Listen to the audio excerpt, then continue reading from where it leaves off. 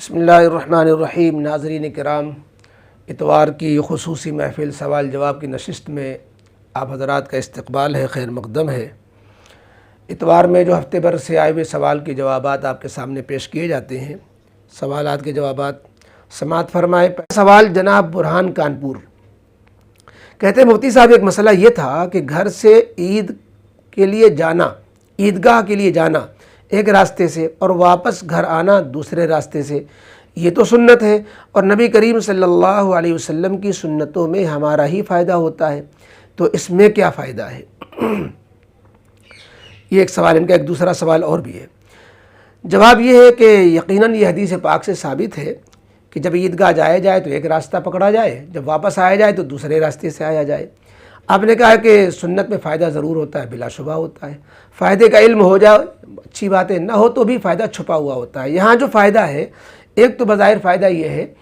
کہ جس راستے سے ہم عیدگاہ جا رہے ہیں پھر دوسرے راستے سے آ رہے ہیں، راستے بھی گواہ بنتے ہیں، قیامت میں یہ راستے بھی گواہی دیتے ہیں کہ یہ نیک کام کے لیے گیا تھا، نیک کام سے واپس آ رہا ہے، تو گواہی دو راستے بن جائیں گے، ایک راستے کے بجائے دوسرے۔ اللہ تعالیٰ عید کے دن فرشتوں کی ڈیوٹی لگا دیتے ہیں کہ عید کی نماز کے لیے جانے والے روزے داروں کے استقبال کریں اور ان سے مصافحہ کریں، ان کو دعا دیں۔ تو جب ایک راستے پہ فرشتے ہوتے ہیں تو وہاں پر بھی ان کو دعائیں مل رہی ہوتی ہیں، واپس آتے ہیں تو دوسرے راستے بھی فرشتے ہوتے ہیں، وہاں بھی دعائیں مل رہی ہوتی ہیں۔ دنیاوی اعتبار سے دیکھیں تو یہ بھیڑ تھوڑا تقسیم ہو جاتی ہے، ایک ہی راستے سے جا رہے ہیں، ایک ہی راستے سے آ رہے ہیں، تو اس میں تھوڑا سا جو ہے بھیڑ زیادہ ہونے کی وجہ سے ٹریفک کا مسئلہ ہوتا ہے، تو یہ بھی، اور پھر اسلامی شوکت کا مظاہرہ ہوتا ہے۔ مسلمان اپنی آبادی سے نکل کر جو ہے میدان میں جاتے ہیں، جا رہے ہوتے ہیں، آ رہے ہوتے ہیں، تو اس سے اسلامی شوکت کا مظاہرہ ہوتا ہے، اور بھی بہت سے فائدے غور کرنے سے نکل سکتے ہیں۔ بہرحال یہ آپ کا ایک سوال کا جواب تھا۔ دوسرا سوال آپ کا ہے، کہتے ہیں مفتی صاحب ایک مسئلہ یہ بھی تھا کہ جیسے کسی شخص نے کسی کو زکوٰۃ کے پیسے دیے، کہا کہ فلاں کے یہاں دے دینا، جو انہوں نے جس کے لیے پیسے دیے تھے ان کو تو ان صاحب نے دے دیے، لیکن ایک دو مستحقین اور تھے تو ان کے پیسے ان کو بھی دے دیے بغیر ان کی اجازت کے، تو کیا زکوٰۃ ادا ہو جائے گی؟ جن صاحب نے پیسے دیے تھے کہ فلانے کو یہ پیسے زکوٰۃ کے دے دینا، تو اب یہ وکیل ہو گئے زکوٰۃ دینے والے کی طرف سے، اور وکیل کو موکل جتنی اجازت دے اتنا ہی اختیار ہوتا ہے، لہذا ان کو اپنی طرف سے تصرف کرنے کا اختیار نہیں ہے۔ یا تو پوچھ لیتے کہ بھائی جن کو آپ نے دینے کے لیے کہا ہے، اسی پیسے میں سے ہم کچھ پیسے کاٹ کے بچا کے فلانے کو دے دیں، تو جب پوچھ لیں گے تب کوئی حرج نہیں ہوگا۔ بغیر پوچھے جن کو دینے کے لیے کہا گیا ان کے علاوہ کو دیں گے تو یہ غلط ہوگا۔ اس لیے زکوٰۃ تو ادا ہو جائے گی، لیکن یہ اپنے حدود سے تجاوز ہونے کی وجہ سے بات غلط ہوگی۔ وکیل جس چیز کا بنایا گیا صرف اتنے ہی پر محدود رہنا چاہیے تھا۔ اگلا سوال فرحہ رفیع پوچھتی ہیں، السلام علیکم مفتی طارق مسعود صاحب کی ویڈیو سننا کیسا ہے؟ بہت اچھا ہے۔ آپ کو اس میں اشکال کیا پیش آیا؟ وہ زیادہ سے زیادہ 2-3 شادیوں کی باتیں کرتے ہیں، تو وہ ویڈیو نہ سنیں اگر آپ کو خراب لگ رہی ہے، ورنہ تو ماشاءاللہ معتبر ہے، بافیض عالم ہے اور دنیا ان سے فائدہ اٹھا رہی ہے، تو ان کی ویڈیو میں بڑی افادیت ہے اور دین اسلام میں کی سچی پکی باتیں ہوتی ہیں، ضرور سننا چاہیے۔ کچھ باتوں میں اختلاف ہو سکتا ہے، وہ تو دودھ کا دلہا کوئی نہیں ہے۔ اگلا سوال عرفان سعودیہ عربیہ، انہوں نے ایک آڈیو میں نارمل موضوع پر مسح کے متعلق سوال کیا ہے کہ عام طور پر گلف میں، عرب کنٹریز میں جو ہے اون کے اور سوتی موزوں پر مسح کر لیتے ہیں، جبکہ اپنے یہاں جو ہے چمڑے کے موزے کی قید لگائی جاتی ہے، تو ہم کیا کریں؟ جواب یہ ہے کہ اب اصل تو قرآن کریم میں حکم پیر دھونے کا ہے، احادیث پاک سے پیر دھونے کے ساتھ چمڑے کے موزے جو نبی کریم علیہ السلام پہنے ہوئے تھے اس پر مسح کرنے کی بھی کئی حدیثیں ہیں، لیکن چمڑے کے علاوہ موزوں پر مسح کرنے کی اجازت یہ کسی صحیح حدیث میں نہیں ہے، لہذا یہ آزاد خیال لوگوں نے چلا دیا ہے کہ ہر طرح کے موضوع پہ مسح کر لیتے ہیں۔ خدا نخواستہ اگر آپ کسی ایسے امام کے پیچھے نماز پڑھ رہے ہو جو اونی موزے پر باریک جو ہوتے ہیں وہ مسح کر رہا ہے، تو ایسے امام کے پیچھے آپ نماز نہ پڑھیں، اپنی اکیلے پڑھیں، کیونکہ ان کا وضو نہیں ہوا۔ دوسری بات یہ ہے کہ بعض موزے ایسے بھی ہوتے ہیں چمڑے کے علاوہ جو چمڑے جیسے ہوتے ہیں، دبیز ہے، پانی اندر رس نہیں رہا ہے، جھرنا نہیں ہے، اور جو ہے اپنے مضبوطی کے اعتبار سے چمڑے جیسے ہوں، تو اس میں ہمارے یہاں بھی سب کے نزدیک مسا جائز ہو جاتا ہے۔ تو یہ دیکھ لیں کہ اگر جو باریک اونی موزے ہوتے ہیں ان کو چھوڑ کر اگر واقعی کوئی مضبوط موزے اس طرح تیار ہوئے ہیں چمڑے کے علاوہ کسی اور چیز سے جو چمڑے جیسا کام کر رہے ہوں، تو پھر اس میں بھی مسح کی اجازت ہمارے یہاں بھی ہے۔ آپ ہی کا دوسرا سوال ہے عرفان صاحب کا کہ ناف سے لے کر گھٹنے تک یہ سطر کا حصہ ہے جو کھلنے پر نماز نہیں ہوتی، تو اگر جو ہے ہم کپڑا بدلنے میں یہ حصہ کھل جائے تو کیا ہمارا وضو ٹوٹ جائے گا؟ وضو کا مسئلہ الگ ہے، نماز کا مسئلہ الگ ہے۔ سطر کھلنے سے وضو نہیں ٹوٹتا، لہذا اگر اپنا کپڑا چینج کرنے میں، چاہے آپ جو ہے تاریکی میں اندھیرے میں کپڑا چینج کر رہے ہو یا بند کمرے میں کھلے میں جو ہے روشنی میں چینج کر رہے ہو، اس سے وضو نہیں ٹوٹے گا۔ وضو توڑنے والی چیزوں میں سطر کھلنا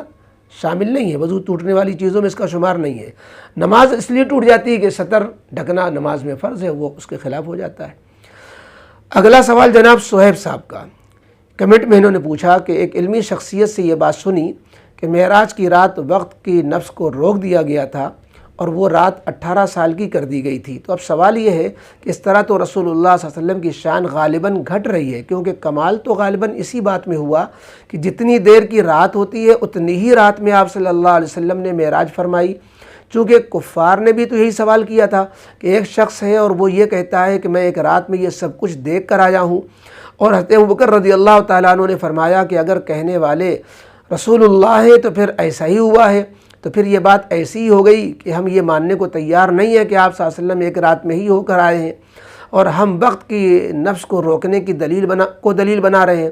اب دوسرا سوال یہ کہ کیا وقت کی نفس کی روکنے والی بات کا انکار کرنے کی گنجائش ہے؟ انکار کرنے سے عقیدے میں تو کوئی مسئلہ نہیں آ جائے گا۔ یہ خامخواہ کا آپ کو اشکال پیش آیا ہے۔ بات یہ ہے کہ وقت کو جس وقت میں نبی کریم علیہ الصلاۃ والسلام معراج میں تشریف لے جاتے ہیں اور ابھی جب تشریف واپس لاتے ہیں تو وہی وقت باقی نظر آتا ہے، تو اب اس کی توجیہ کیا کی جائے؟ تو اس کی توجیہ یوں کہہ لیجئے کہ وقت بڑھا دیا گیا، یا یوں توجیہ کر لیجئے کہ وقت روک دیا گیا، تو دونوں باتیں ایک ہی ہیں۔ بھائی ساری دنیا والوں کے اعتبار سے وقت تو وہی ہے، تو جب وقت وہی ہے تو اتنا 18 سال کا سفر ایک لمحے میں کیسے ہوا؟ تو اس کو جو ہے اس طرح کہہ دیا جاتا ہے کہ وقت کو جو ہے کہ نفس کو روک دیا گیا تھا، وقت کی گھڑی روک دی گئی تھی، اور کبھی اس طرح کہہ دیا جاتا ہے کہ اسی ایک لمحے کے اندر ایسا ہو گیا تھا۔